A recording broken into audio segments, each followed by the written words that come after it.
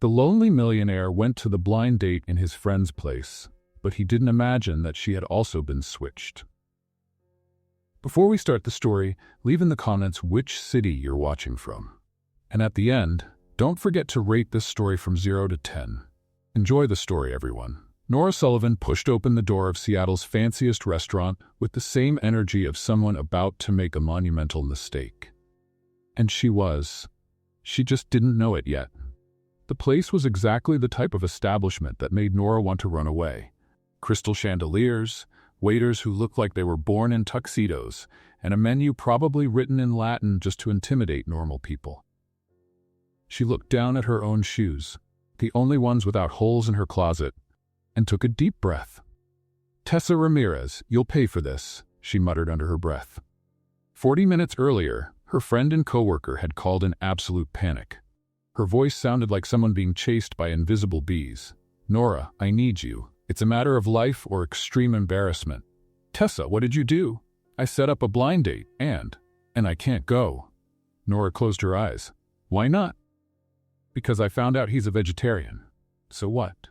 "Nora, I work at a community center that has barbecue every Saturday. I post pictures of ribs on my profile. My bio literally says, Barbecue Queen. He's going to cancel me before dessert." It was completely absurd logic. But Tessa had the gift of turning any simple situation into a disaster worthy of a documentary. So, somehow that Nora still didn't fully understand, she ended up agreeing to go in her place.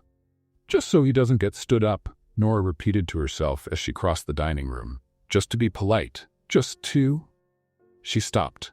At the reserved table, table 12, as Tessa had specified 8 times, sat a man. But not just any man. He wore a dark suit that probably cost more than Nora's car. He had a jawline so defined it looked like it had been sculpted by someone very angry at stones. And his eyes, heavens, his eyes were the kind that made a person forget their own name. Nora swallowed hard. Right, she thought. The vegetarian is good-looking. Tessa is a coward. On the other side of the table, Elias Montgomery was having the worst day in an already impressive sequence of bad days. 3 hours earlier, his assistant Jade Thompson had stormed into his office with the subtlety of a Category 5 hurricane. "You're going to dinner tonight," she announced, tossing a blazer over his chair. "I'm not going." "Yes, you are." "Jade, I have reports to Elias." She crossed her arms. "The board wants you to seem human. Humans have dinner. Humans socialize. Humans don't spend 18 hours a day staring at spreadsheets like they're poetry." "Spreadsheets can be poetic," Jade blinked. "You just proved my point." The dinner was supposedly for networking, an important connection for Montgomery Industries' public image. Someone from the board had organized it, someone had canceled at the last minute, and now Elias was there, sitting alone, waiting for a person he didn't even know. "I just need to survive 1 hour," he muttered, adjusting his tie for the 5th time. 1 hour, and then I go back to the spreadsheets." That's when he looked up and saw her. A woman was walking toward the table. Brown hair pulled back in a way that seemed too casual to be accidental. A simple dress that somehow drew more attention than all the sparkle in the restaurant. And a look that seemed simultaneously tired and ready for a fight. Elias felt something strange in his chest. It was probably the tie being too tight. Probably. Nora reached the table and smiled, the polite smile she reserved for meetings with bureaucrats. "Hi," she said, pulling out the chair. "You must be the date, the blind date. That's it."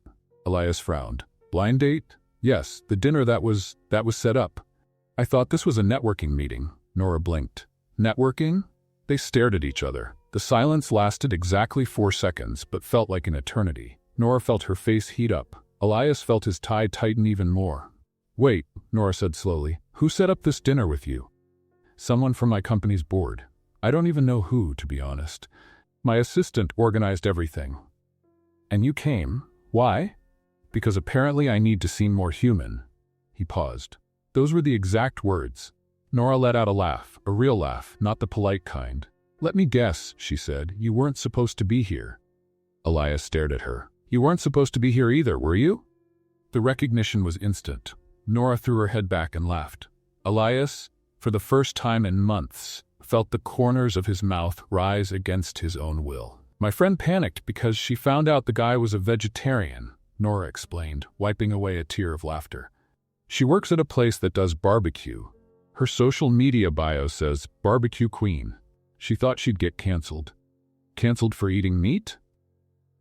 Tessa has a very intense relationship with ribs. Elias let out something that could be classified as a restrained laugh. And you came in her place? So the guy wouldn't get stood up, who apparently isn't even you, who also wasn't supposed to be here. Nora took a deep breath. This is a disaster. A complete disaster, Elias agreed. They looked at each other again. So, Nora said, we were both switched. We're at a table that wasn't ours, and neither of us has any idea what's happening. Seems like an accurate summary. And now what?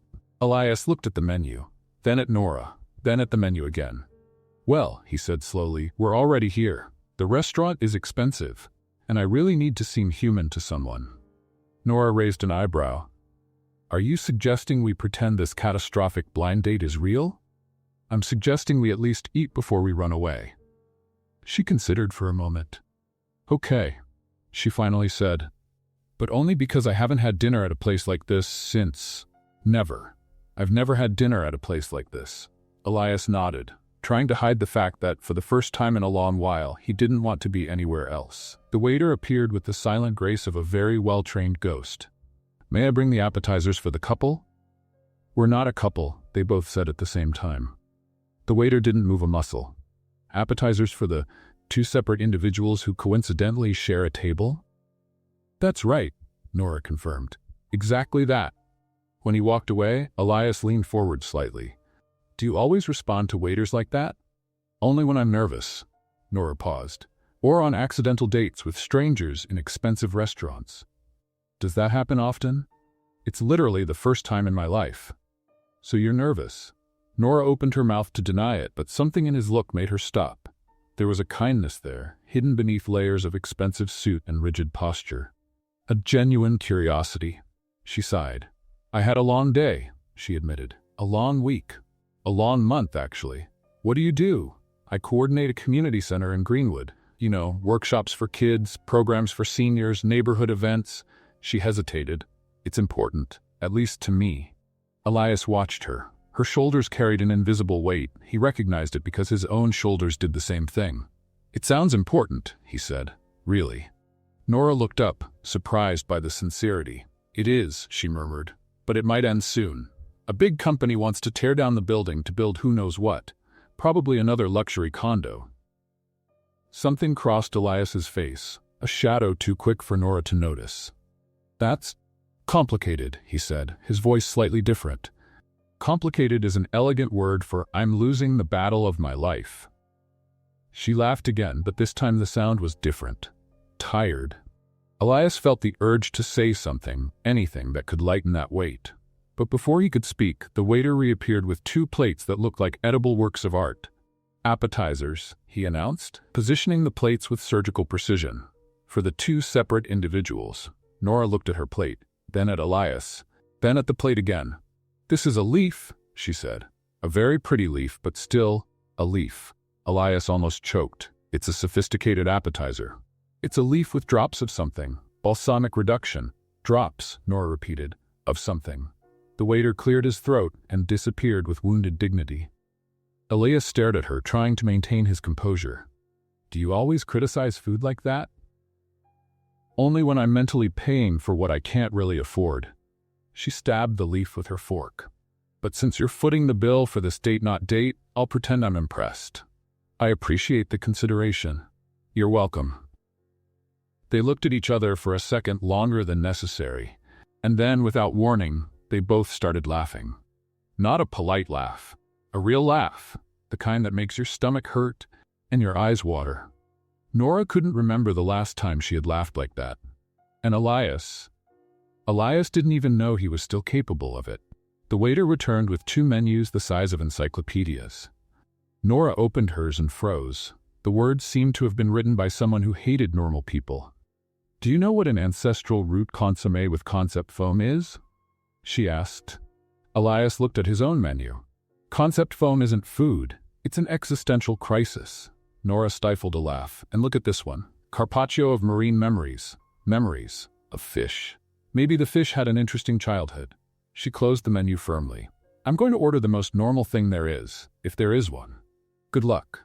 The waiter reappeared, pen at the ready, expression of someone about to judge every life choice they'd made. Have you decided? Nora pointed to a random line. This one. Excellent choice. And you, sir? Elias hesitated. The same. 2 autumn whispers with truffle tears. The waiter wrote it down without blinking. Harmonious. When he walked away, Nora leaned over the table. We just ordered whispers of autumn with tears. At least the truffles are sad along with us. She laughed, a laugh that made Elias knock over his water glass into his own lap. The liquid spread as if it had a will of its own. Elias froze, looking at the growing stain on his suit pants that probably cost more than Nora's monthly rent. That, he began. Are you okay? Perfectly fine? He grabbed the napkin with a forced calm that didn't convince anyone. This happens all the time. Spilling water on yourself? Demonstrating that I'm human. Nora bit her lip to keep from laughing more. If it's any comfort, you're doing great. Your assistant would be proud. Elias stared at her, napkin still in hand, dignity in tatters. You're enjoying this, aren't you? Immensely. He sighed, but the corners of his mouth betrayed a smile. The autumn whispers arrived. 3 tiny balls on a huge plate, decorated with something that looked like artistic moss. Nora counted the balls. There are 3. Seems like it. 3 for all this. Elias speared one with his fork. Maybe they're very nutritious whispers. Or maybe this restaurant is an elaborate money laundering scheme. He almost choked. Do you always say what you think? Only when I'm nervous, or hungry, or awake. She tasted one ball. Actually, it's good. Not worth the price, but it's good. High standard of evaluation. I coordinate a community center. Our food standard is didn't cause food poisoning. Anything above that is luxury. Elias watched her as she ate, the relaxed manner, the brutal honesty, the complete lack of interest in impressing him. It was refreshing and slightly terrifying. Why do you do it? He asked. The community center. Nora paused, fork in the air. Because someone needs to do it. That's not a real answer. She studied him for a moment, as if deciding how much of herself to reveal to a handsome stranger in an absurd restaurant. I grew up in a neighborhood like that, she finally said. Without many resources. Community centers were everything. Art workshops, homework help, a safe place when home wasn't. She shrugged. I wanted to be that place for other kids. Elias said nothing, but something in his look changed, a softness that wasn't there before. And you? Nora turned the tables. Why do you need to seem more human? Because apparently I scare people. You don't scare me. You're clearly an exception, or you're not as scary as you think. They stared at each other. The restaurant seemed to get quieter, the other tables more distant. Nora felt something strange in her chest, a curiosity that didn't ask for permission. What did you dream of being, she asked, before you became? What you became? Elias hesitated. The question caught him off guard, like a gentle punch. Architect, he admitted. I wanted to design buildings that made people feel at home. And what happened? The family business happened. Nora tilted her head. You don't seem happy about it. I didn't say that. You didn't have to. The silence stretched between them, not uncomfortable, but charged. Elias felt the armor he'd worn for years develop cracks he didn't know how to fix. The community center, he said, changing the subject. You mentioned it might close. What's happening? Nora sighed, and the lightness of the previous moment evaporated. A corporation wants the land, expansion plans, urban development, the usual. They have lawyers, money, political connections. She played with her napkin. And we have hope, which doesn't pay bills. Have you tried to fight it? I'm trying. There's a public hearing in a few weeks. I'm going to present a revitalization project I developed with the community. She laughed, but the sound was bitter. They'll probably ignore it, like they ignored all the other times. Elias felt his stomach sink. Something about her story bothered him in a way he couldn't fully identify. What's the name of the company? Montgomery something. Industries, I think. Nora shrugged. All these conglomerates have similar names. The world stopped. Elias felt the air leave his lungs. His face must have changed because Nora frowned. Are you okay? You went pale. I'm fine. His voice came out strange. Just the autumn whisper didn't sit well. Do you want water? No, He tried to smile, failed miserably. I just need a moment. Montgomery Industries, his company. The expansion project he had signed without reading properly, trusting the board's reports. The building that would be demolished. Her community center. The waiter chose that moment to reappear. Dessert? Nora looked at Elias, worried. I think we'll skip it. As you wish. When he walked away, Nora leaned in. Hey, are you sure you're okay?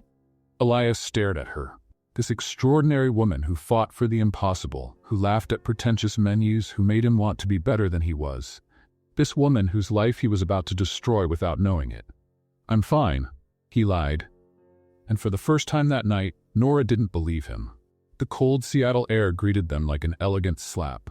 Nora crossed her arms and Elias pretended he wasn't shivering inside his water-soaked suit. They were at the restaurant door, and neither of them moved. So, Nora said. So, Elias repeated. The silence stretched for 3 seconds that felt like 3 hours. It was an interesting date, she tried, considering neither of us was supposed to be here. Technically, it was the most honest date I've ever had. How so? No expectations, no prepared lies, no script, he shrugged. Just 2 substitutes eating autumn whispers. Nora laughed. When you put it that way, it sounds almost poetic. Poetic and expensive. Very expensive. They looked at each other again. The streetlight cast strange shadows on Elias's face, and Nora noticed he had almost invisible freckles on his nose. Details she shouldn't be noticing. Details she couldn't stop noticing. I should, she began. Yeah, me too. Neither finished the sentence. Elias's phone buzzed in his pocket. He ignored it. It buzzed again and again. On the 4th time he sighed and looked at the screen. 7 messages from Jade. The GPS says you're still at the restaurant. It's been an hour and a half already. Elias Montgomery, are you socializing? Who are you and what did you do with my boss? If you don't answer in 30 seconds, I'm going to assume you were abducted. 20 seconds. I'm calling the police. He typed quickly. I'm alive. Don't call the police. The response was instant. Proof of life. Send a photo. Nora watched his expression change from irritation to resignation. Problem? My assistant. She tracks my phone. That's slightly scary. She says it's preventive care.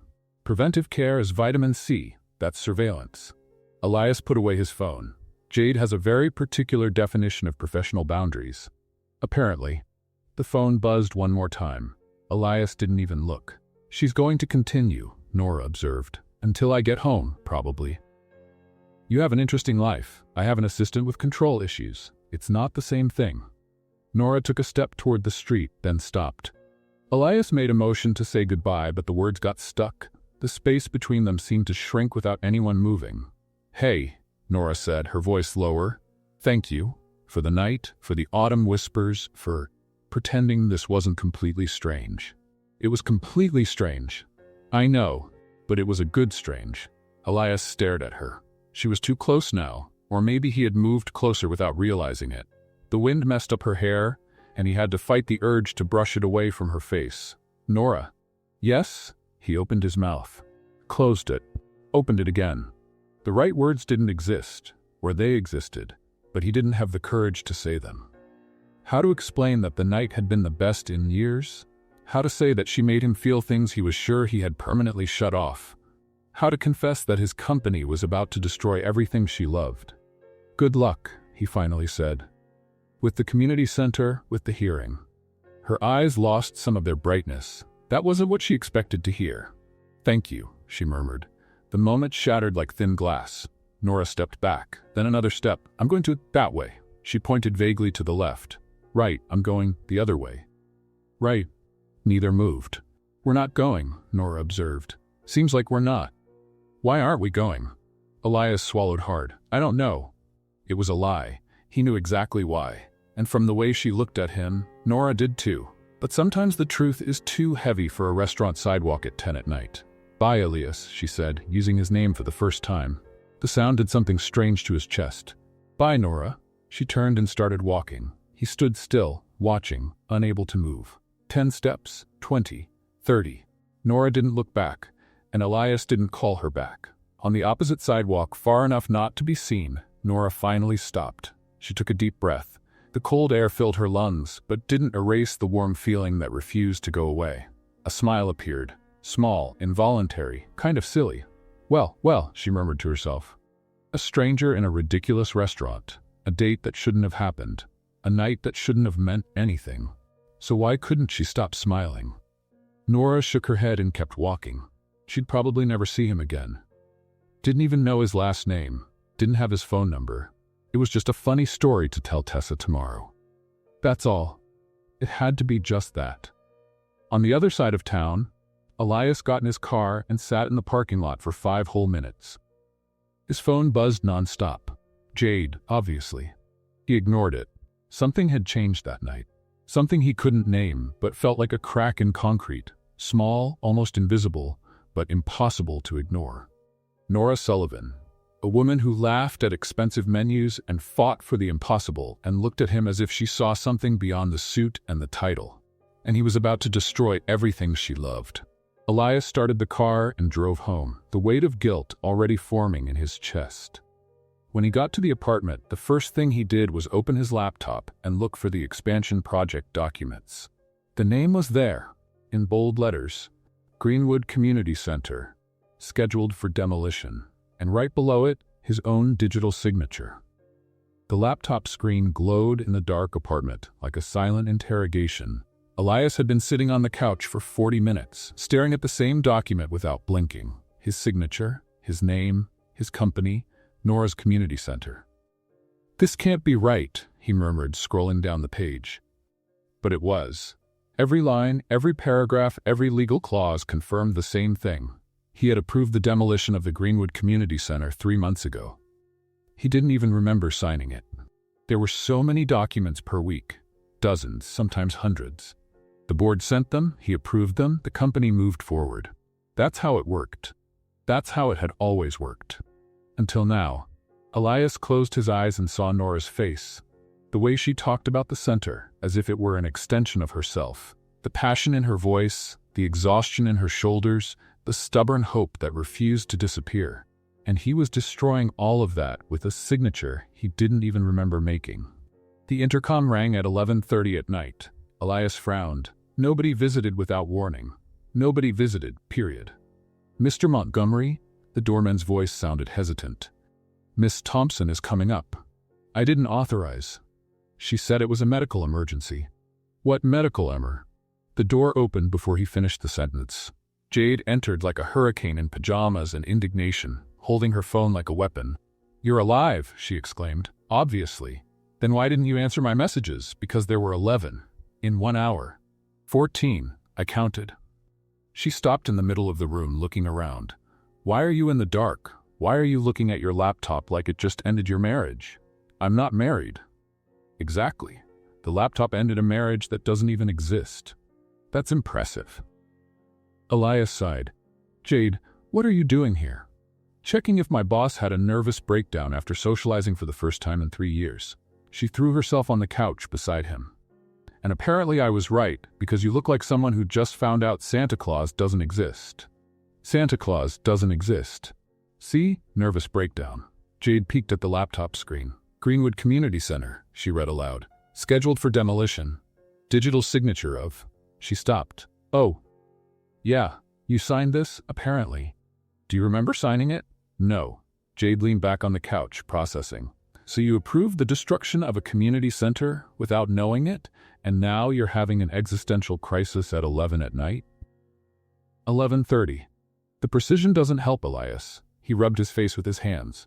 The woman from dinner, Nora, she works there, coordinates the place, has been fighting to save it for months. Jade's eyes widened. Wait, the mysterious woman from the accidental blind date works at the place you're demolishing? Yes. The date I practically forced you to go to? Yes. She was silent for exactly 2 seconds. This is too dramatic even for me. Jade pointed at the laptop. See? Even the computer is dramatic. It could have shown any document, but it chose this one specifically. I searched for this document, Jade. Details. Elias got up and went to the window. The city sparkled below. Millions of lights, millions of lives, millions of decisions that affected people he would never meet. How many times have I done this? He asked, more to himself than to Jade. How many times have I signed something without reading it properly? How many lives have I affected without knowing? Do you want the honest answer or the one that helps you sleep better? The honest one. Probably many. Jade got up and went to him. But that doesn't mean you're a horrible person. It means the system is a mess and nobody can read 300 pages of legalese per day. That's not an excuse. It's not, but it's context. Elias turned to face her. I need to fix this. How? I don't know yet. The board won't like it. I know. Margot Pierce definitely won't like it. I know. Jade crossed her arms. Are you willing to pick a fight with the entire board because of a woman you met 4 hours ago?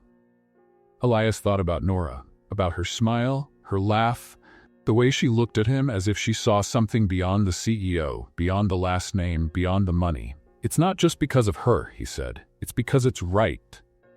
But she helps. She helps. Jade sighed. Okay, if we're going to do this, we need a plan. You can't just cancel the project out of nowhere. There are contracts, investors, schedules. I know. And you can't tell her who you are. Not yet. She'll think you were getting close on purpose. Elias hadn't thought of that. His stomach sank. She's going to hate me. Probably, but maybe less if you fix things before telling her. And how do I fix it? Jade grabbed the laptop and started typing.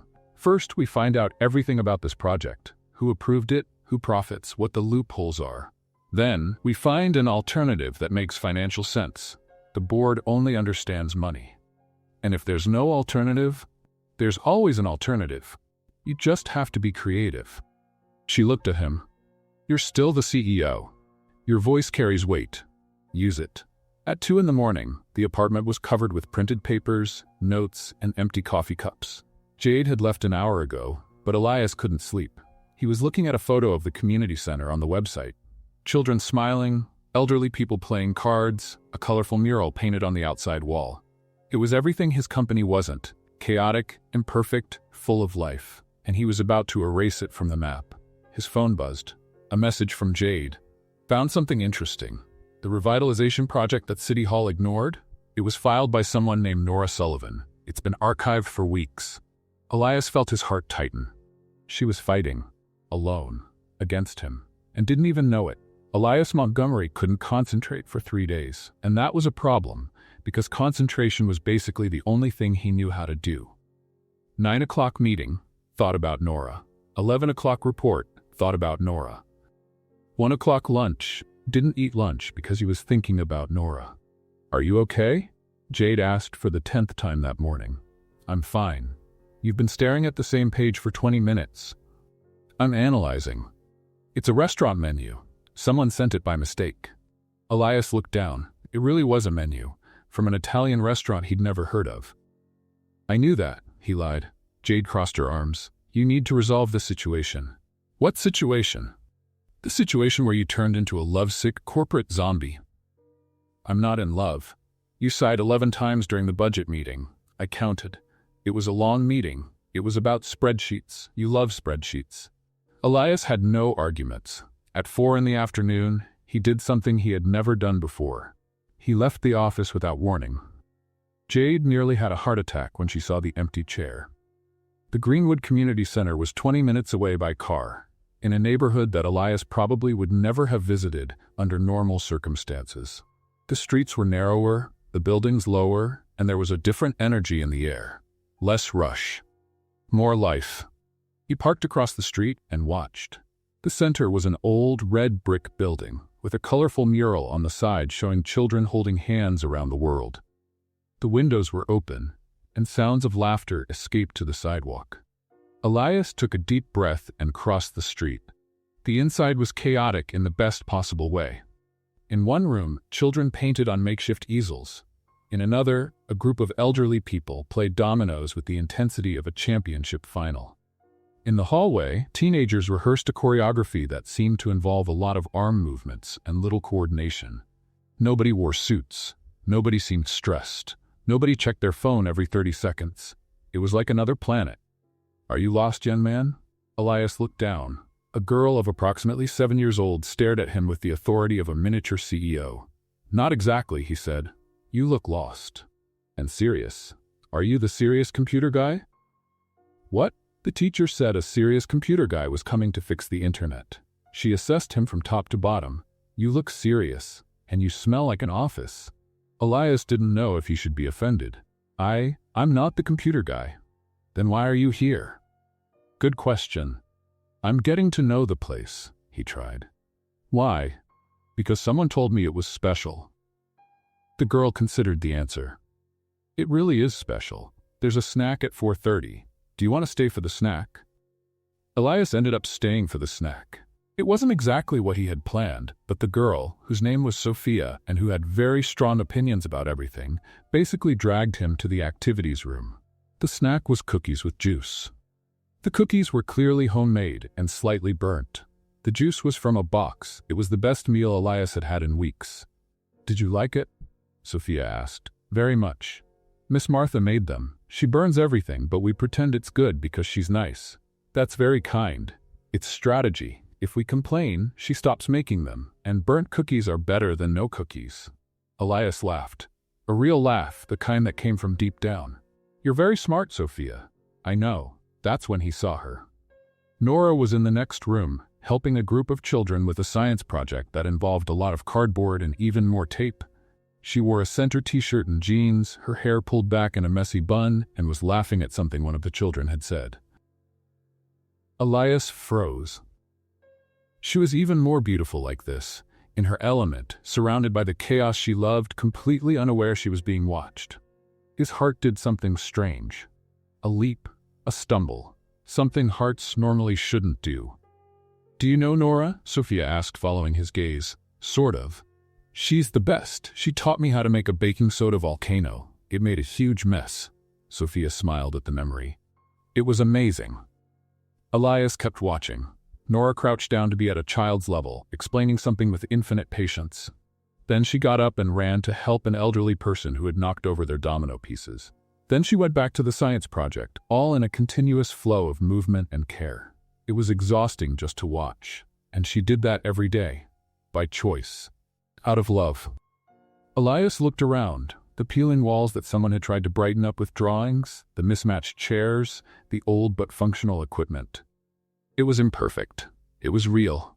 It was everything his life wasn't. His apartment was spotless and empty. His office was efficient and cold. His meetings were productive and soulless. And here, in a building his company wanted to demolish, there was more life in one room than he had experienced in years.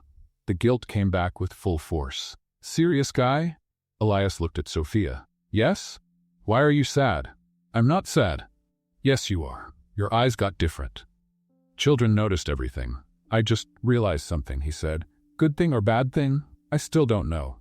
Nora lifted her head and looked in his direction. Elias felt panic rise up his spine. She was going to recognize him. She was going to ask questions. She was going to find out everything. But before their eyes met, he turned and walked quickly toward the exit. Hey, serious guy, Sophia shouted behind him. Are you coming back? Elias stopped at the door. He looked back one last time. Nora was standing now, looking toward the hallway with a confused expression, as if she had sensed something. He didn't answer Sophia. He just left, his heart heavy, his decision made. He was going to fix this, whatever it took, even if she never knew it was him. The meeting room at Montgomery Industries had floor-to-ceiling windows, furniture that cost more than cars, and an emotional temperature below zero. Elias was sitting at the head of the table, surrounded by 12 board members who looked at him like sharks evaluating prey.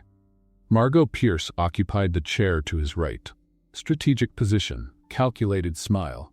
The Greenwood project is on schedule, she announced, going through the slides. Demolition is scheduled for 6 weeks from now. Everything is planned. Elias took a deep breath. I'd like to propose a review. The silence that followed could freeze coffee. Review? Margot raised a perfectly drawn eyebrow. The project was approved 3 months ago. By you, by the way. I know, but I recently visited the site and... Visited the site?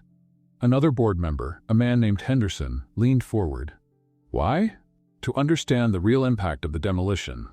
Margot let out a short laugh. Elias, we have impact reports. They were done by professionals. Reports don't show children learning to paint. They don't show elderly people who depend on that space to socialize. They don't show... Sentimentality, Margot cut him off. That's what you're describing, and sentimentality doesn't pay dividends. The vote was quick and brutal, 10 in favor of demolition. 2 against, Elias and a woman named Chen, who seemed as surprised as he was to be on the same side. The decision has been made, Margot said, closing her folder. The eviction notice will be sent today. Elias felt his stomach sink. Margot, if we could at least postpone. Postponing costs money. Money that shareholders expect to see earning returns. She stood up, adjusting her impeccable blazer. You're the CEO, Elias, but the board governs. Remember that. She left, and the others followed, leaving Elias alone in Seattle's most expensive meeting room. Jade appeared at the door 2 minutes later. I heard through the wall, she said. The walls are soundproof. I put my glass against them. Old technique, very effective. Elias almost laughed. Almost. The notice is going to be sent today, he said. I know. She's going to receive it today. I know. And I couldn't stop it. Jade sat in the chair next to him. You tried. That counts for something. It doesn't count for her. On the other side of town, Nora Sullivan was having a strange morning. Not strange in a bad way, just different. She had woken up thinking about the dinner from a week ago, about the mysterious man who had shown up at the wrong table, about his smile when she criticized the autumn whispers. And for some reason, she couldn't stop. You're smiling at your coffee, Tessa observed, entering the center's small kitchen. I'm not. Yes, you are. It's weird. You never smile before 10. Nora took a sip, trying to seem normal. I'm just in a good mood. Why? Did something happen? No. Liar. Did something happen at the dinner you went to in my place? Nothing happened. Tessa narrowed her eyes. Nora Sullivan, you met someone. I didn't. You met someone. Tessa, for the love of... Who is he? What's he like? Did you exchange numbers? Are you going to see him again? Nora sighed. We didn't exchange numbers. I don't know his last name, and I'll probably never see him again. That's the saddest and most romantic thing I've ever heard. It's not romantic, it's just a funny story. A funny story that makes you smile at your coffee at 8 in the morning. Nora had no arguments. Sophia appeared in the kitchen doorway, dragging a backpack that seemed to weigh more than her. Nora, did the serious guy come back? Nora frowned. What serious guy? The serious computer guy. Except he wasn't the computer guy. He came yesterday, ate cookies with me, and then ran away. Tessa and Nora exchanged glances. What was he like? Nora asked. Tall, in a suit, smelled like an office. Sophia thought, and he kept looking at you from far away. I think he likes you. Nora's heart gave a leap she preferred to ignore. It must have been some inspector, she said, more to herself. Inspectors don't eat burnt cookies, Tessa observed. Maybe he was a hungry inspector. Sophia shrugged. He said someone told him this place was special, and that he wanted to get to know it. Nora felt something strange in her chest, a foolish hope that made no sense. It couldn't be him. There was no way it could be him. Could there? The mailman arrived at 11:43. Nora was in the middle of an origami workshop when Tessa appeared at the door, her face pale, holding an envelope. Nora, she said, her voice strange, you need to see this. The envelope had the Montgomery Industries logo. Inside, a 3-page letter that basically said you have 60 days to vacate the building. Nora read it once, twice, 3 times. The words didn't change. No, she murmured. No, no, no. Tessa came closer. Nora, I filed the project. I did everything right. Her voice broke. For a moment, just a moment, Nora Sullivan collapsed. Her shoulders curved, her eyes filled, and the weight of months of fighting fell all at once. Tessa hugged her without saying anything. It lasted exactly 30 seconds. Then Nora pulled away, wiped her eyes, and took a deep breath. Okay, she said, her voice firm again. Okay. Nora, you don't have to. The public hearing is in 2 weeks. We still have time. But the notice, it's a piece of paper. Papers can be contested. Nora picked up the envelope and placed it on the table. They want a fight? They'll get a fight. Tessa watched her, impressed. What are you going to do? Nora smiled, not a happy smile, but a determined one. I'm going to make them regret underestimating Greenwood. Tessa tried to help the only way she knew how. You can do it, Nora. You're strong.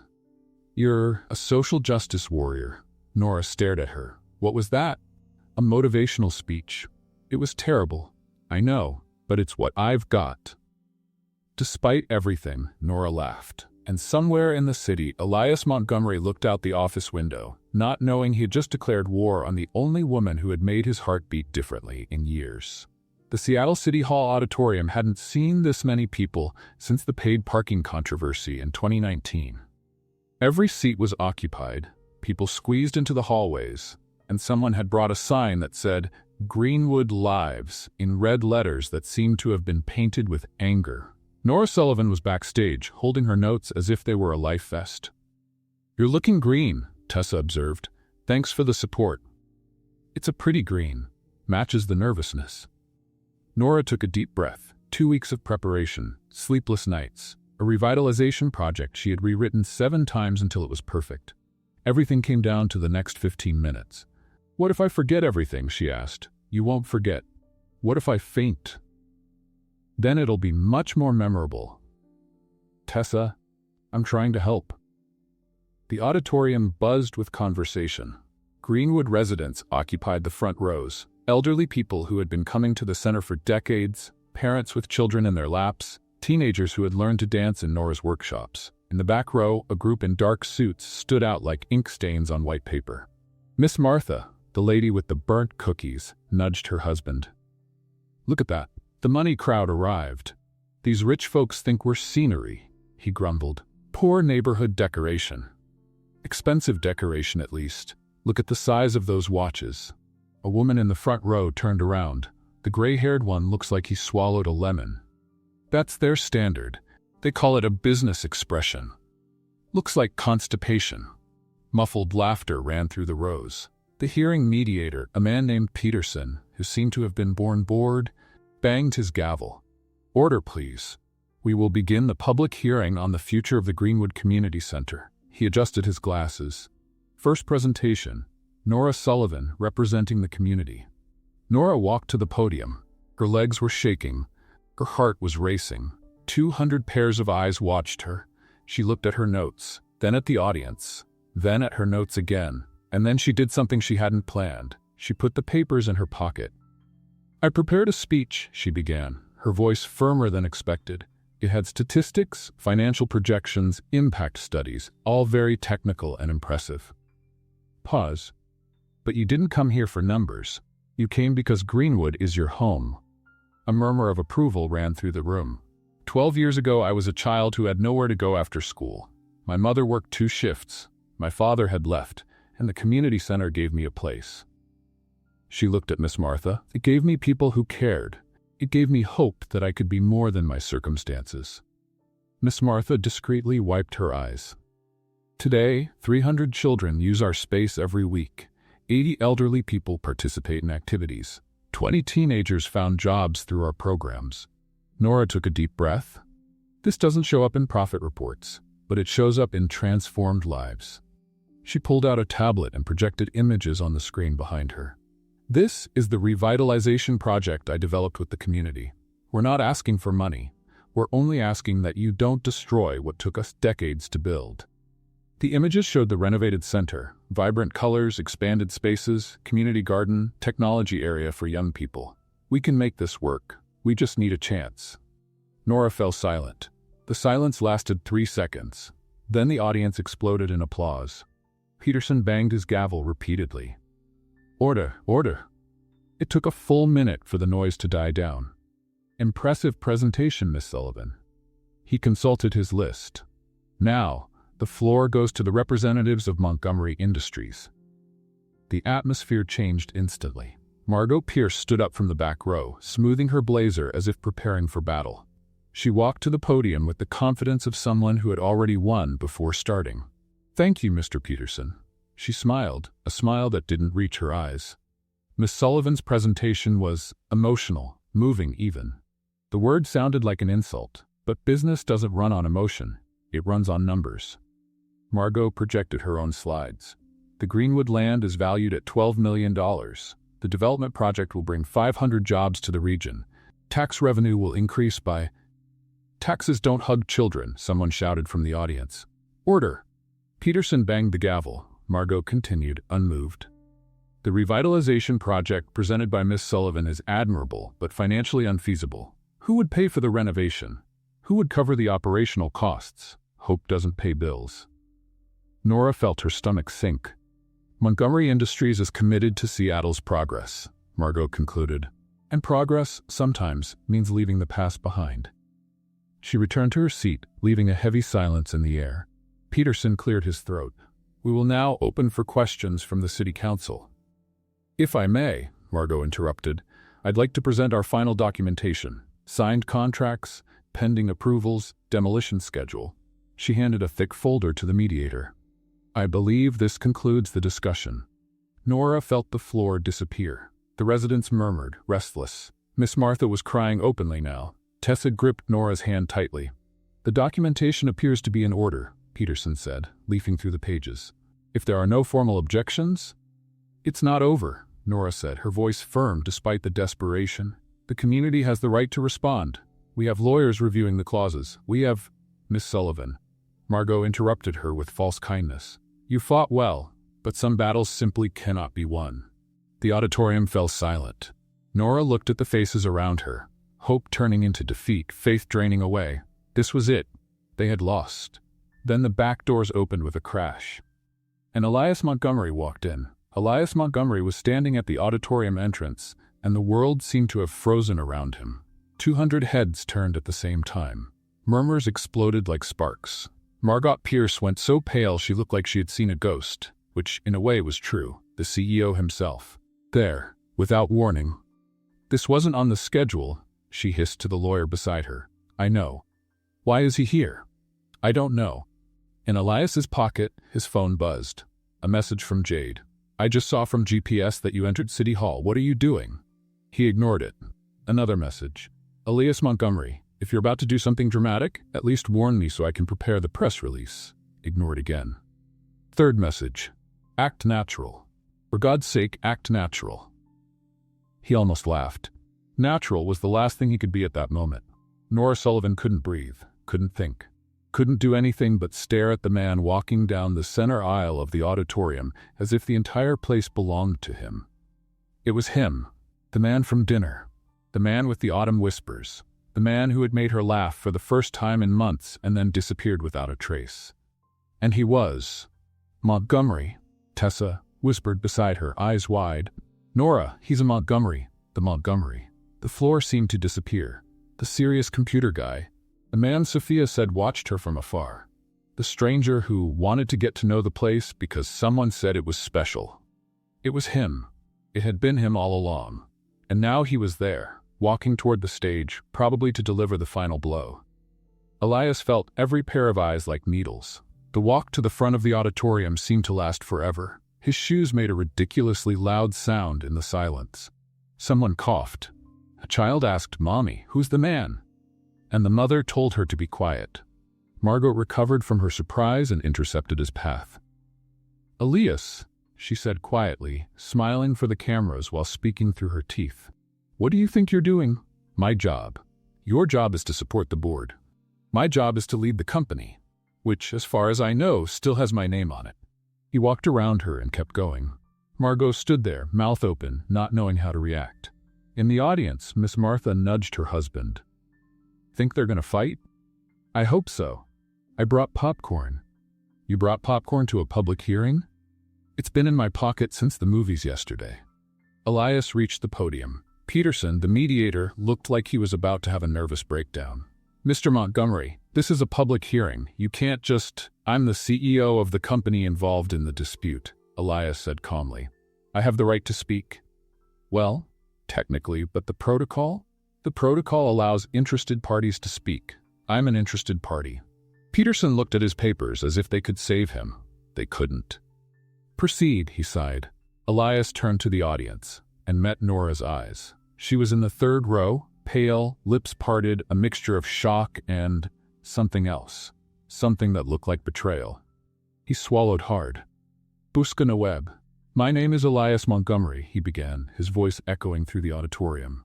I'm the CEO of Montgomery Industries, and 3 months ago, I signed a document authorizing the demolition of the Greenwood Community Center. Murmurs of anger ran through the room. I signed it, he continued, without reading it properly, without visiting the site, without knowing the people who would be affected.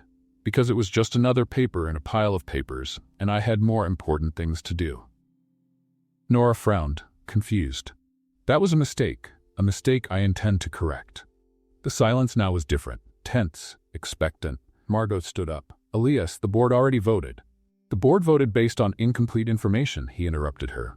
Information that I, as CEO, should have questioned. I didn't question it. The responsibility is mine. Nora didn't know what to feel. Anger? He was responsible for all of this. The man behind the faceless corporation. The villain of the story she had been trying to fight for months. Confusion? He seemed genuinely sorry. He seemed human. Hope? No. She refused to feel hope. Hope was too dangerous. Tessa squeezed her hand. Nora, breathe. I am breathing. You're turning purple. Purple is the new color of self-control. Elias continued. I visited the community center last week, not as CEO, not as a company representative, just as someone wanting to understand. He paused. A 7-year-old girl offered me burnt cookies and explained that the strategy was to pretend they were good so Miss Martha wouldn't stop making them. Surprised laughter ran through the audience. Miss Martha wiped her eyes, smiling. At that moment, Elias said, I realized something that reports will never show. That place has soul. It has history. It has people who depend on it, not out of convenience, but out of real necessity. He turned to Margot. Progress doesn't mean destroying what works. Progress means finding ways to grow without crushing whoever's in the way. Margot crossed her arms. Pretty words, but words don't change signed contracts. No, but I can. Elias's phone buzzed again. What are you going to do? Jade, clearly panicking. He typed quickly, trust me. That's the phrase that precedes all disasters in history. He put away his phone and turned his attention back to the audience. I came here to what exactly? Margot interrupted him, her voice sharp. To sabotage your own company? To throw away millions in profits because of sentimentality? To do what's right. What's right doesn't pay dividends. Not everything needs to pay dividends, Margot. The tension between them was almost palpable. The audience watched as if it were a tennis match in slow motion. Nora stood up. She hadn't planned it. Her body simply decided it couldn't stay sitting anymore. Wait, she said, her voice cutting through the silence. You're the man from the dinner. Elias stared at her. Nora, you knew. The accusation weighted each syllable. You knew who I was, what I did, and you didn't say anything. I didn't know, not that night. But you found out later, and even then you didn't say anything. I wanted to fix it before. Before what? Before I found out that the man who made me laugh was the same one destroying everything I love? The entire auditorium held its breath. Elias came down from the stage and walked to her. He stopped 2 steps away, too close and too far at the same time. I was wrong, he said, low enough for only her to hear. I was wrong not to tell you. I was wrong to sign without thinking. I was wrong in 1,000 things I can't change.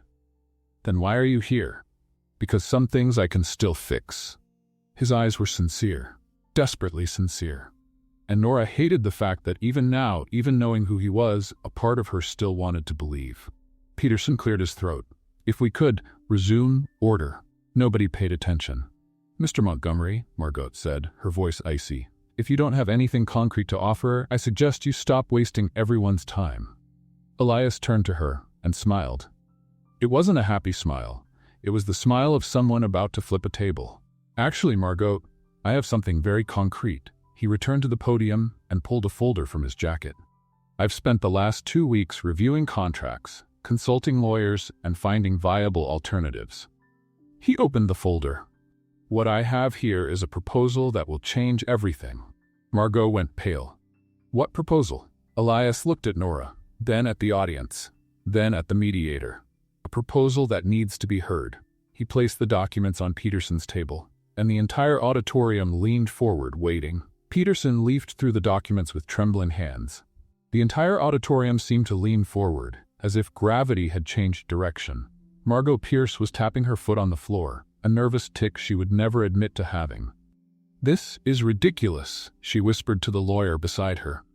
He can't just show up with a folder and change everything. Technically, Mrs. Pierce, he is the CEO. I know he's the CEO. I helped put him there. So technically. Shut up. Elias cleared his throat and took the microphone back. "What's in these documents," he said, his voice firm, "is a proposal to reallocate funds. Instead of demolishing the Greenwood Community Center, Montgomery Industries will finance it." The silence lasted half a second. "Finance it how?" someone shouted from the audience. "Fully. 100% of the revitalization project developed by Miss Sullivan." Another half-second of silence, then chaos. "Did he say 100%? Miss Martha stood up so fast that her chair flew back and hit her husband's knee. "Ow, woman, don't complain. The man said 100%.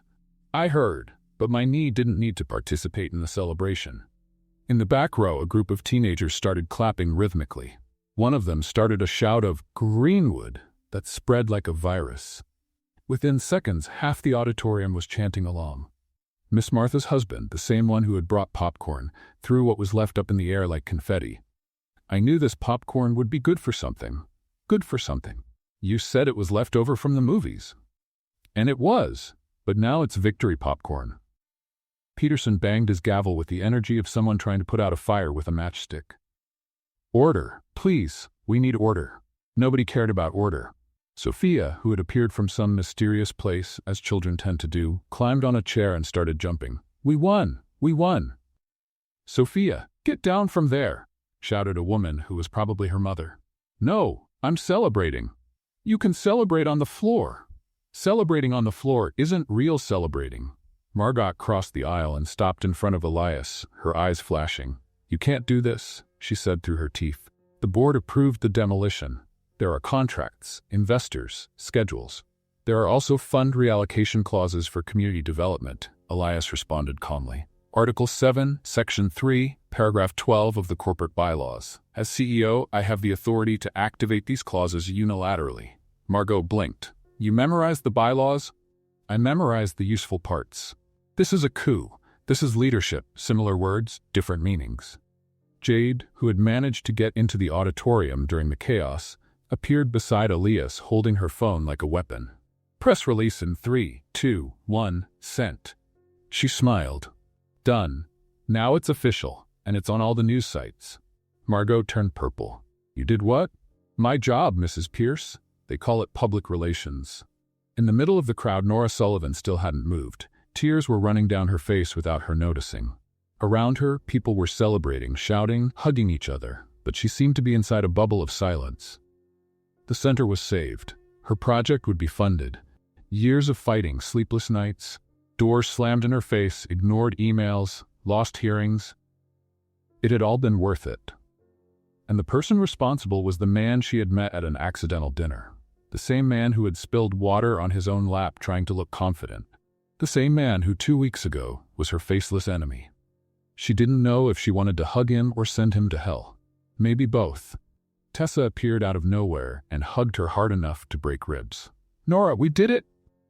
"Tessa, can't breathe." "That's secondary. We're saved." "I'm going to pass out." Tessa released her, but only a little. "You're crying," she observed. "I'm not." "Your face is wet. It's emotional sweat." "That doesn't exist. It does now." Elias managed to get through the crowd and stopped in front of Nora. The world around them continued celebrating, but between the two of them, the air became strangely still. "Hi," he said. "Hi," she responded. Pause. "So," Nora continued, wiping her face with the back of her hand, "you just saved my community center." "Technically, I canceled the destruction I'd authorized myself. It's more undoing a mistake than saving." Still.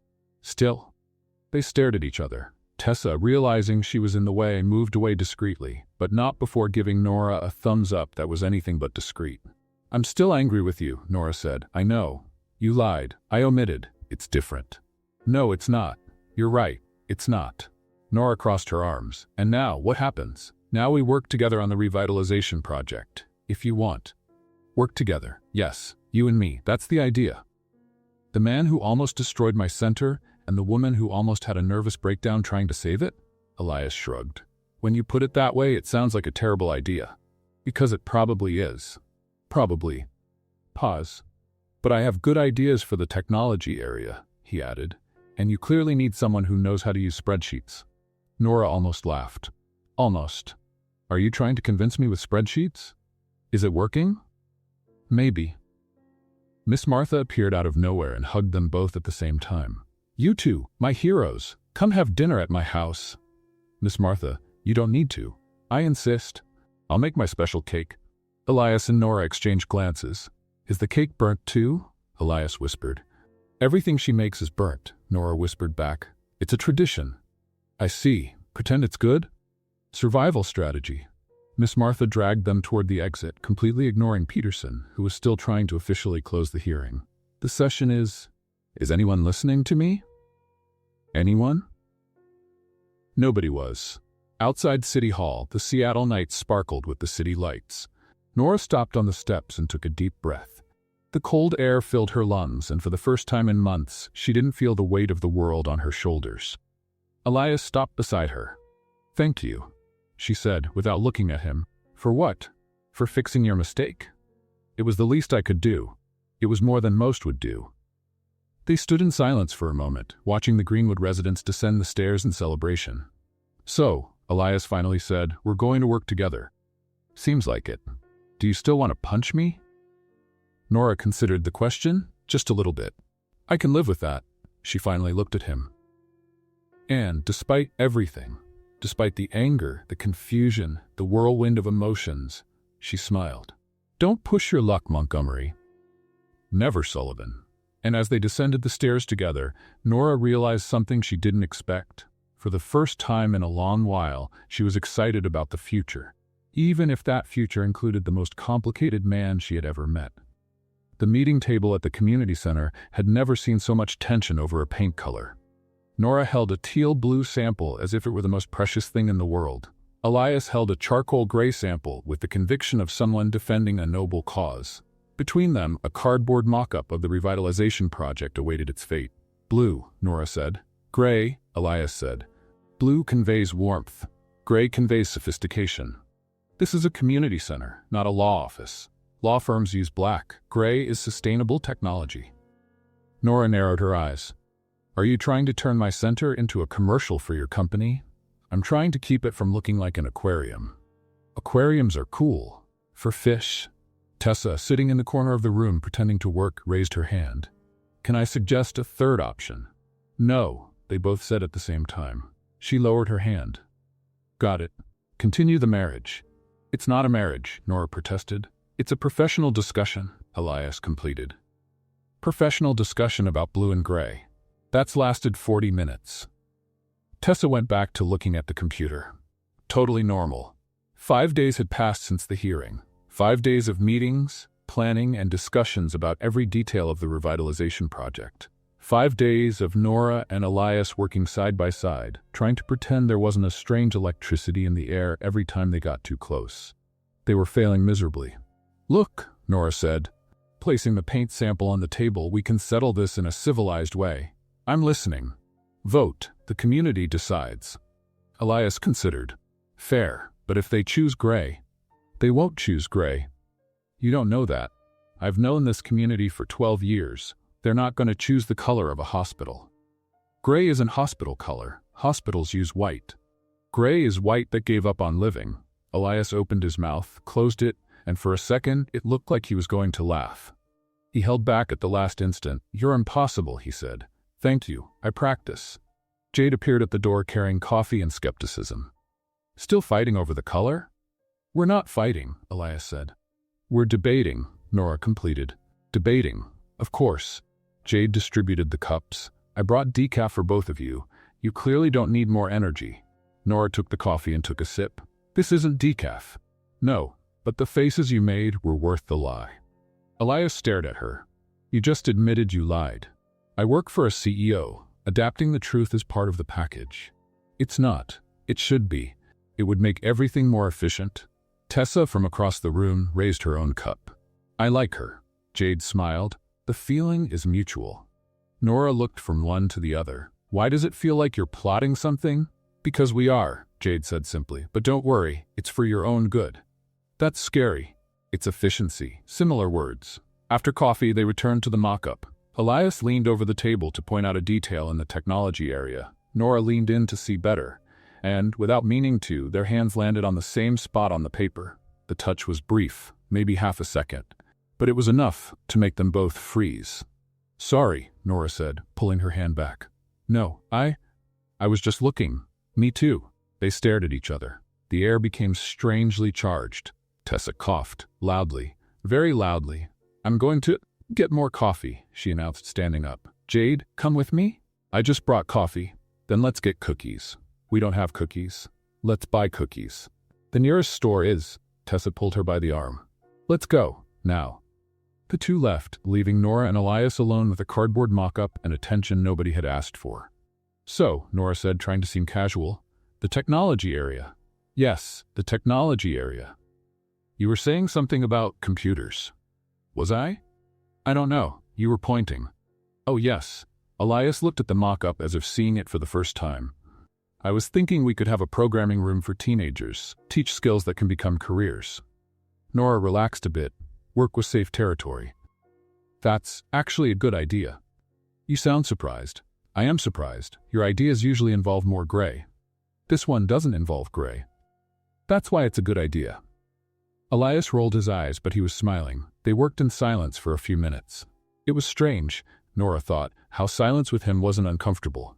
With most people, silence meant awkwardness. With Elias, it just meant being together, which was disturbing for reasons she refused to analyze. "Can I ask you something?" Elias said suddenly. "Depends on the question. Are you still angry with me?" Nora stopped writing. The question was too direct to ignore. "I don't know," she admitted. "Sometimes yes, sometimes no." "Fair. You lied to me." "I omitted." "Which is a type of lie." "I know." He sighed. "I wanted to tell you, that night at dinner after you talked about the center, I wanted to tell the truth." "Why didn't you?" "Because you were going to hate me, and I didn't want you to hate me." Nora studied him. He seemed genuinely sorry, not the rehearsed kind that rich men did when they got caught. The real kind. The kind that weighed on the chest. "I don't hate you," she finally said. "You don't?" "No. But I still don't know if I trust you." Elias nodded. "That's more than I deserved." "Probably. You don't make things easy, you know that?" "Why would I make it easy?" He laughed, a low, surprised laugh. "Fair. Very fair." Tessa and Jade returned 40 minutes later, carrying cookies they had clearly bought just to have an excuse. "We're back," Tessa announced. "We brought supplies." "You took almost an hour," Nora observed. "The line was long." "What line? The store is 2 blocks away." "A spiritual line of reflection about cookies." Jade nodded solemnly. "Very philosophical." Nora and Elias exchanged glances, the kind of look that said, they think we don't notice what they're doing. But neither commented.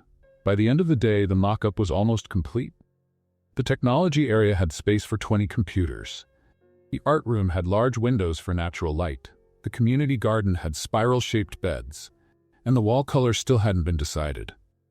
"Vote tomorrow," Nora said, putting away the materials. "The community decides." "Agreed. And when they choose blue, you can't complain. When they choose gray, you can't either." "They won't choose gray. You're very confident." "I'm realistic." Elias grabbed his own briefcase and walked to the door. He stopped, his hand on the doorknob. "Nora?" "Yes?" He hesitated. It seemed like he wanted to say something more, something important. But the words didn't come. "See you tomorrow," he finally said. "See you tomorrow." The door closed. Nora stood still, looking at the empty space he had left. "Are you okay?" Tessa asked. "I am." "You're making a face like you're not." "A face like what?" "Like someone who's falling for the wrong guy and trying to pretend they're not." Nora opened her mouth to deny it, closed it, opened it again. "I'm not falling for him." "Okay, I'm not." "I believe you. You're being sarcastic." "Totally. But with love." On the other side of town, Elias got in the car and sat in the parking lot for 10 minutes. Jade, in the passenger seat, pretended to check emails. "How long are you going to sit there?" "As long as I need to." "Need to for what?" "To process." "Process what?" "The fact that you're completely in love with her and don't have the courage to say it." Elias stared at her. "I'm not." "Elias, I've known you for 6 years. You've never argued over a paint color in your life. You don't care about colors. You once approved an entire office in beige because whatever." He had no arguments. "She still doesn't trust me," he said quietly. "So what?" "What do you mean, so what?" "Trust is important. Trust is built. You're building it." "And if I can't?" Jade sighed. "Then at least you tried."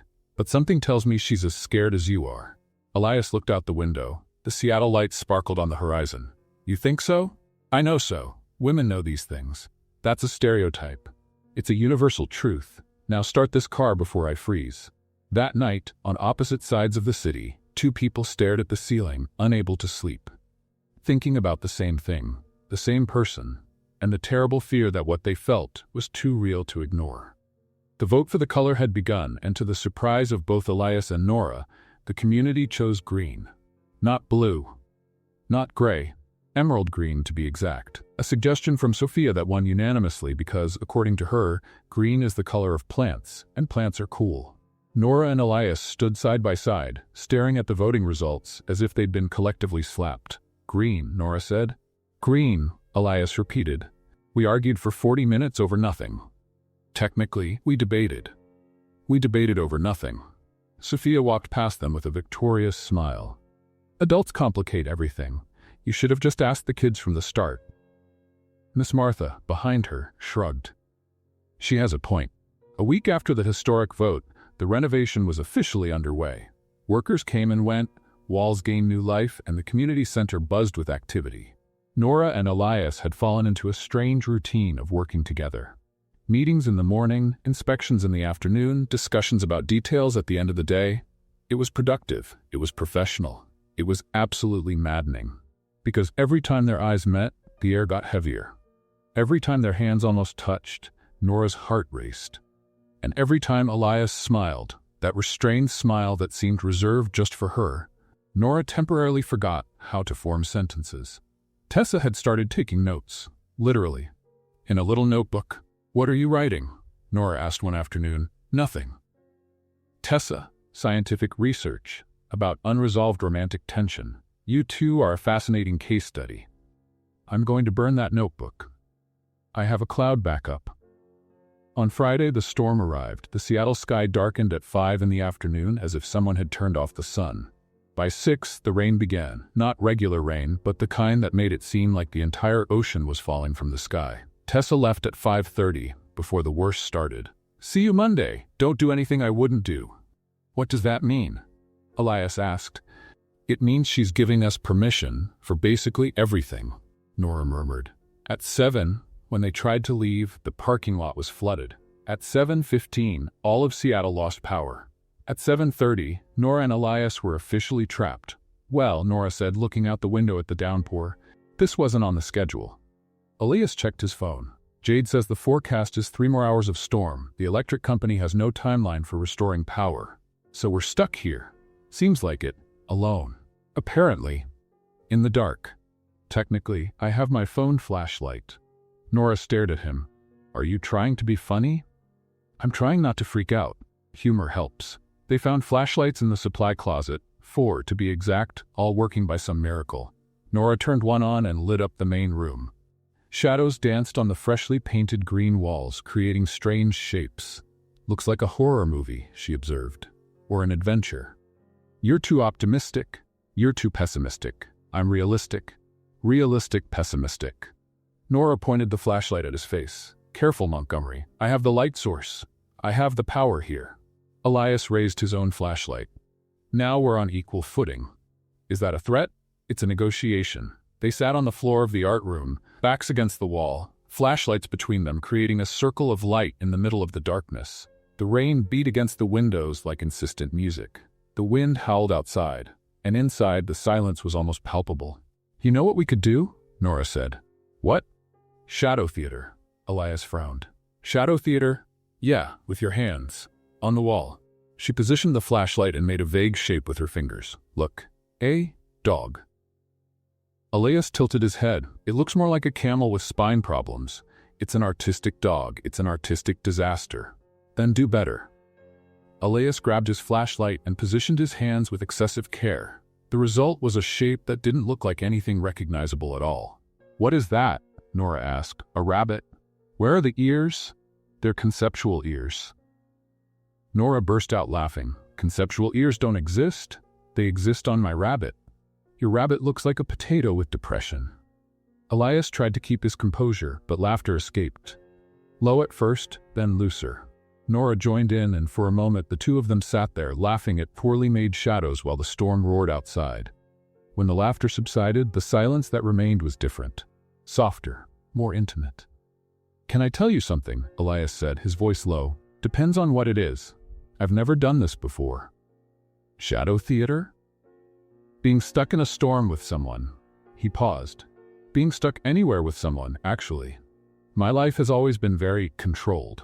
Schedules, meetings, appointments, everything planned months in advance.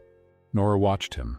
The flashlight made soft shadows on his face, softening the angles, revealing something more vulnerable underneath. "That sounds lonely," she said. "It is." He didn't hesitate. "It's very lonely, even surrounded by people, even in crowded meetings, even at events with hundreds of people. I've always felt alone, like I was on the outside of a window, looking at a party I wasn't part of." Nora's heart tightened. "Doesn't money help?" Elias laughed, but the sound was sad.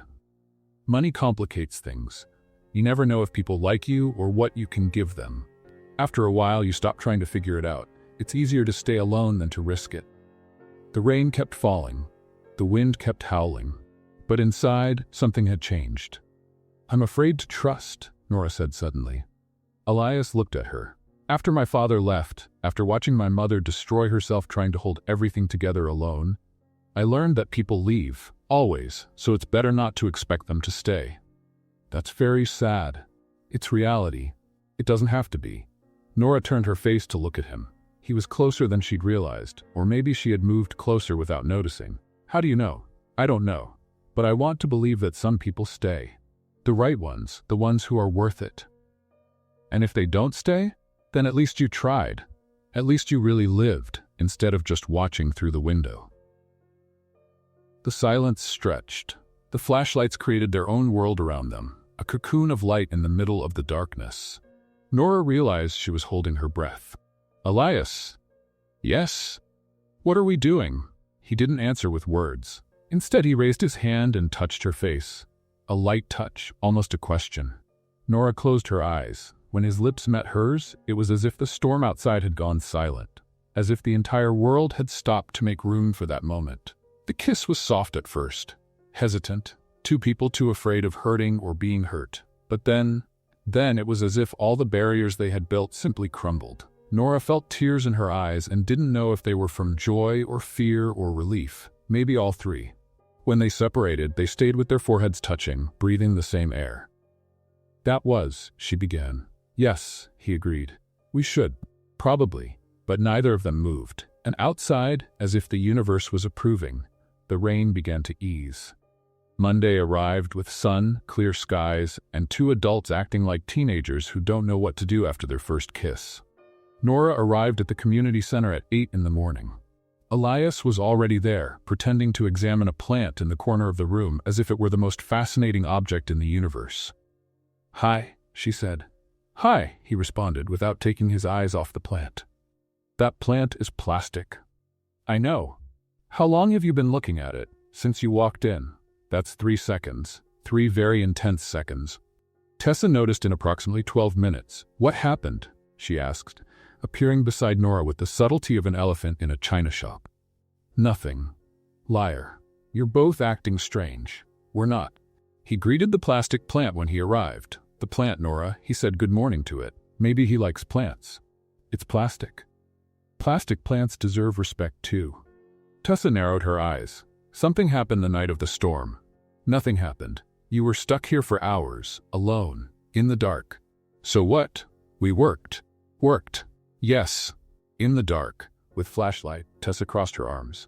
"Nora Sullivan, if you don't tell me what happened, I'm going to find out on my own. And when I do, I'm going to be much more dramatic than if you just told me now." Nora opened her mouth to deny it again, closed it, sighed. "We kissed." Tessa's scream was probably heard in 3 different states. Jade arrived at the community center at 10, as had become routine in recent weeks. She found Elias in the meeting room, smiling at the project mock-up as if it had told him a joke. "You're smiling," she said, dropping her purse on the chair. "I'm not." "Yes, you are, and you're smiling at the mock-up, which is cardboard." Elias adjusted a non-existent piece. "I'm happy with the project's progress." "You're never happy with project progress. You're satisfied, content, at most adequately impressed. Jade sat in the chair across from him. A smile like that is something else. You're imagining things. I'm imagining that you were stuck here in the storm, with her, in the dark, for hours. Jade tilted her head. You kissed? It wasn't a question. Elias tried to keep his expression neutral, failed completely. Jade threw her hands up. Finally! I was going crazy watching you two. At lunchtime, Tessa and Jade met in the hallway. What happened next was an exchange of information so fast and efficient, it seemed rehearsed. Did she confess? Jade asked. At 9:12, you? 10:15. He tried to deny it for 3 minutes. She did too, very amateur. When do you think they'll make it official? 1 week. 2 at most. I bet 10 days. Deal. Nora appeared at the end of the hallway and saw the two talking. She stopped. What are you doing? Networking, they said at the same time. Networking. Between assistants and best friends, Tessa explained. It's a very important professional category. You're making bets about me and Elias. Jade didn't even bother denying it. The question is, when will you make it official?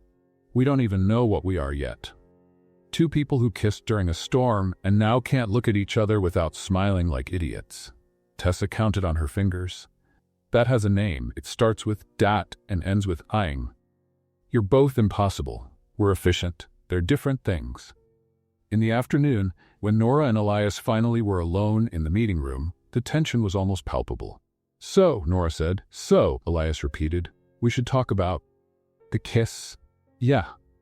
Silence. It was a good kiss, Elias finally said. Nora felt her face heat up. It was. But it complicates things. It does. We work together. We do. And the project is important. Very important. More silence. But I want to do it again, he said quietly. Nora looked up. What? The kiss. I want to do it again, if you want to. She opened her mouth to answer, but the door burst open. Margot Pierce entered as if the place belonged to her. What a lovely scene, Margot said, her eyes sweeping the room. The CEO and his project coordinator. Elias stood up. What are you doing here, Margot? I came to bring news. The board met yesterday, extraordinarily. She smiled, the kind of smile that didn't reach her eyes. We're reviewing the decision about the community center funding. Nora felt the floor disappear. You can't do that, she said. It's documented, approved, underway. Documents can be reviewed, approvals can be revoked, especially when the CEO is clearly making decisions based on personal interests. Margot, Elias said, his voice dangerously calm. Be careful what you're implying. I'm not implying anything. I'm observing facts. She took a step forward. The board wants a complete audit of the project. If we find any irregularities, any conflict of interest, the funding will be cut. When Margot left, Nora let herself fall into a chair. Can she do that? She asked. She can try. Elias sat beside her. But the project is clean. There are no irregularities. There's no conflict of interest. There is now. We kissed Elias. If they find out, there's nothing wrong with 2 people meeting during a project. For her there is. She's going to use this against us. Elias took her hand, a small gesture, but one that said a lot. Then we face it together. Nora looked at him. Together? Together. You and me, as a team. He paused. As more than a team, if you want. Is this a relationship proposal in the middle of a corporate crisis? It's the only kind of proposal I know how to make, apparently. Despite everything, the threat, the fear, the uncertainty, Nora laughed. You're ridiculous. Is that a yes?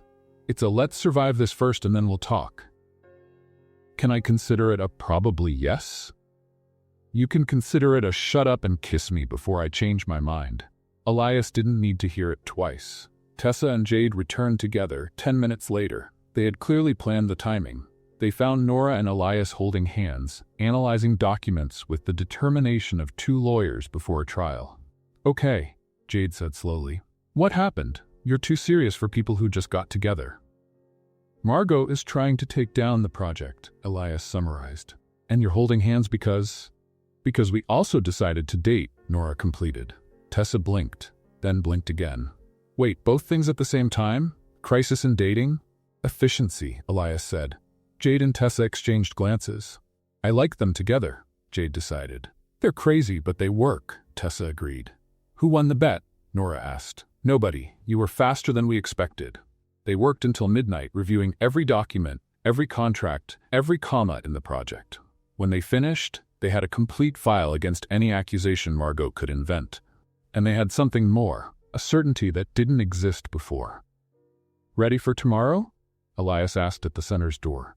"No," Nora smiled, "but I'm going anyway. That's what I admire most about you. My stubbornness, your courage." He kissed her, softer this time, but no less meaningful.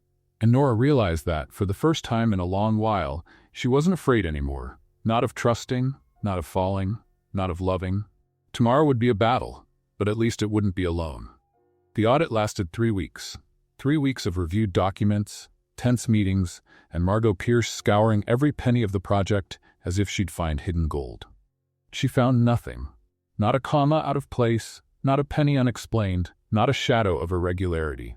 The final report arrived on a rainy Tuesday, and Elias read it aloud to Nora, Jade, and Tessa in the community center's meeting room. Project in full compliance with corporate and municipal guidelines. No evidence of conflict of interest. Recommendation proceed as planned. Tessa let out a scream that probably scared birds within a 3-kilometer radius. "We won." "Technically, we didn't do anything wrong to begin with," Nora observed. "Details. A win is a win." Jade was already on her phone. "I'm sending the report to all board members, with a copy to Margot, in bold." "That's petty," Elias said. "That's poetic justice." Jade smiled. Similar words. Margot Pierce resigned from the board 2 weeks later. Officially, it was to pursue new professional challenges. Unofficially, everyone knew she had lost the war and preferred to leave before being pushed. Nora heard the news from Jade, who showed up at the center with non-alcoholic champagne and a smile that wouldn't fit on her face. "She's gone," Jade announced. "Cleared her desk last night. Didn't even say goodbye." "That's... wow." Nora didn't know exactly what to feel. "Is it over?" "It's over. The project is safe, the funding is guaranteed, and you two can date in peace without anyone trying to turn it into a corporate scandal." Elias appeared at the door, clearly already knowing the news from his relieved expression. "So," he said, looking at Nora, "looks like we survived. Looks like we did. What do we do now?" Nora smiled. "Now we build." 6 months later, the Greenwood Community Center had never looked so beautiful. The emerald green walls gleamed under the September sun. The community garden bloomed with tomatoes, sunflowers, and aromatic herbs. The technology room had 20 new computers, all occupied by teenagers learning programming. And the mural on the side of the building, painted by the neighborhood children themselves, showed hands of all colors holding the planet. The opening festival had attracted the entire neighborhood. Food stands occupied the street, closed to traffic. Live music played on a small makeshift stage. Children ran everywhere, and the smell of Miss Martha's barbecue spread through the air. Tessa was in the middle of it all, coordinating volunteers with the efficiency of a general. More napkins at stand 3. Who took the microphone? "Sophia, get down from there now!" Sophia, balanced on a chair to see the stage better, stuck out her tongue. "I'm supervising. You're 8 years old. 8 very experienced years." Nora watched it all from a corner, her heart overflowing. It had worked. Everything had worked. The center was standing. The neighborhood was alive. And she, for the first time in years, wasn't fighting anyone. Wasn't running to put out fires. Wasn't holding the world on her shoulders alone. It was a strange feeling. Good, but strange. "You're making that face again," said a voice behind her. Nora turned. Elias was there, handsome in jeans and a casual shirt, very different from the suited man she had met at a pretentious restaurant months ago. "What face?" "The face of someone who doesn't believe it worked out. Because I still don't believe it." She looked around. All of this seemed impossible, and now it's here. Real. Working. Elias took her hand. "You made this happen. We made it happen. You started it. I just showed up in the middle and tried not to get in the way." Nora laughed. "You got in the way quite a bit at first." "I know, but I got better." "You got better a little." "Only a little? I don't want to inflate your ego." At 4 in the afternoon, someone cut the music. Nora frowned. That wasn't on the schedule. "What's happening?" she asked Tessa, who had appeared beside her with a suspiciously innocent expression. "Nothing." "Tessa." "Absolutely nothing. Look, I think someone wants to speak on stage." Nora turned. Elias was climbing the steps of the makeshift stage, with a microphone in his hand and his legs visibly shaking. "Hi," Elias said into the microphone. The sound echoed down the street, and all conversations stopped. "Sorry to interrupt. I just need a minute." Nora felt her heart race. "What is he doing?" "Shh," Tessa said. "Watch." On stage, Elias seemed to be having a small existential crisis. He looked at the paper in his hand, then at the crowd, then at the paper again. "I prepared a speech," he began. It had beautiful phrases, literary references, a Shakespeare quote I thought was elegant. He crumpled the paper and tossed it aside. "But that's not me, and the person I want to talk to deserves the truth, not a rehearsed script." Jade, somewhere in the crowd, shouted, "Get on with it, Elias!" Scattered laughter. Elias took a deep breath. 8 months ago, I walked into a restaurant thinking I was going to a networking meeting. I found a woman at the wrong table who criticized the food, laughed at my attempts to seem impressive, and made me spill water on my own lap.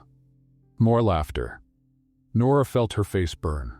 That night, I didn't know she was going to change my life. I didn't know she was going to make me question everything I thought was important. I didn't know she was going to show me what it really means to care about something, about someone. He came down from the stage and started walking toward Nora. The crowd opened up like the Red Sea. "Nora Sullivan, you're the most stubborn, brave, and annoyingly right person I've ever met." "Annoyingly?" she repeated, her voice failing. "Annoyingly, because you're always right, and that's very inconvenient for my ego." He stopped in front of her, and then, to Nora's absolute shock, he knelt down. The silence was total. Not even the children made noise, which was practically a miracle.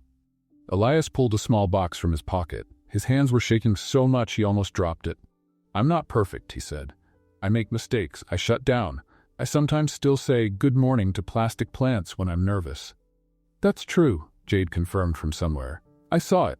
But with you, I want to be better, every day, for the rest of my life." He opened the box. A simple, elegant ring gleamed inside. "Nora Sullivan, will you marry me?" Nora couldn't breathe, couldn't think, couldn't do anything but look at this absurd, irritating, wonderful man, kneeling in front of her with a ring and his heart exposed. "You're proposing to me," she said, "in the middle of the festival, in front of everyone." "I am. This is very dramatic." "I know, and very public. I know. What if I said no? Then it would be very embarrassing, but I'd risk it." Nora felt the tears coming, not sad tears, tears from something so big it didn't fit inside her. "You're ridiculous," she said. "Is that a yes?" She took a deep breath. "It's a yes, you fool." The crowd erupted in applause. Elias stood up so fast he almost tripped. Nora jumped into his arms, and the kiss that followed made Miss Martha cover Sophia's eyes. "I can see. I'm 8 years old, not a baby." "You are a baby." Tessa was crying so loud she could barely speak. "I always knew it would work out." Jade, beside her, was also wiping her eyes. "You literally bet they'd take longer." "Lies. I didn't know, but I'm happy anyway." When they finally separated, Elias put the ring on Nora's finger. "It fit," he said, relieved. "You didn't know the size?" "Jade found out. Don't ask me how." "I have my methods," Jade shouted from afar, "and a very good relationship with jewelers." Sophia appeared out of nowhere, tugging at the hem of Nora's shirt. "I'm going to be the flower girl, right?" Nora looked down. "Sophia, we just got engaged. We haven't even set a date yet." "But I'm going to be the flower girl. Is that a question or a demand?" "It's a demand. I practice throwing flowers. I'm very good." Elias laughed. "I think you have a flower girl." "I think I don't have a choice." Sophia smiled, satisfied. Adults are slow, but they learn. The festival continued into the evening. There was more music, more food, more laughter. Miss Martha made a special engagement cake that miraculously wasn't burnt. Her husband swore it was a sign of good luck, and when the stars began to appear in the Seattle sky, Nora and Elias were sitting on the community center steps watching the neighborhood they had saved together. "So," Elias said, "what comes next?" Nora rested her head on his shoulder. "Now, we live." "That's it." She smiled. "Together." Elias kissed the top of her head. And there, under the festival lights and the Seattle stars, two substitutes who were never supposed to meet began the next chapter of a story neither of them expected to live. But that neither of them would trade for anything in the world. The end. If you were in Nora's place at that first dinner, would you have stayed or run away? Leave your opinion in the comments. On a scale of 0 to 10, what score would you give this story? Don't forget to subscribe to the channel and turn on notifications to receive more exciting stories like this one. See you in the next one.